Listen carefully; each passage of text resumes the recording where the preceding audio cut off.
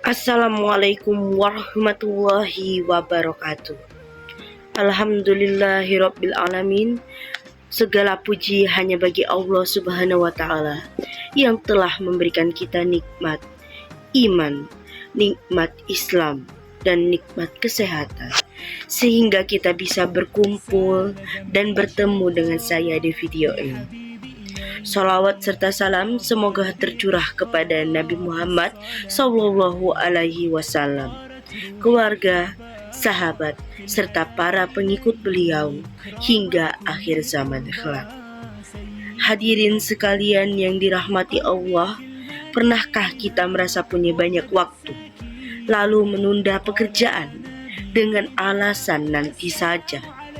Padahal kebiasaan menunda pekerjaan yang seharusnya bisa kita lakukan sekarang sering kali menjadi pintu masuk bagi rasa malas dan juga penyesalan.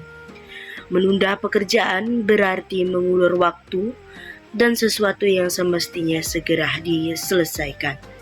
Sekilas memang terlihat ringan, tetapi bila kita membiarkan itu terus-menerus, hal itu akan membuat hidup kita penuh dengan kerugian.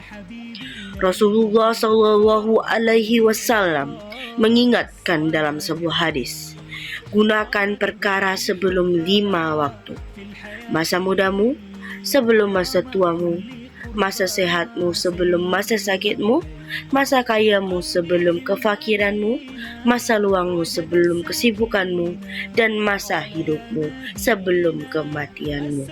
Hadis riwayat Hakim. Hadis ini menegaskan bahwa waktu adalah amanat yang sangat berharga. Dan bila kita terbiasa menunda, maka bukan hanya pekerjaan yang hilang, melainkan juga kesempatan untuk berbuat baik. Dalam Al-Quran surah Al-Asr juga menegaskan bahwa sesungguhnya manusia berada dalam kerugian, kecuali mereka yang beriman, beramal saleh, saling menasihati dalam kebenaran, dan saling menasihati dalam kesabaran. Maka jelaslah orang yang menunda amal, menunda ibadah, dan menunda kewajiban sejatinya sedang menyia-nyiakan kesempatan emas yang diberikan oleh Allah. Contoh kecil bisa kita lihat dalam kehidupan sehari-hari di kampus.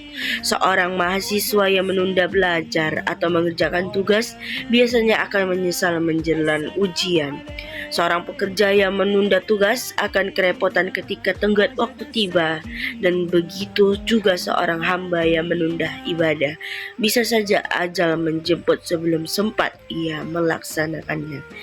Na'udzubillahi min dzalik.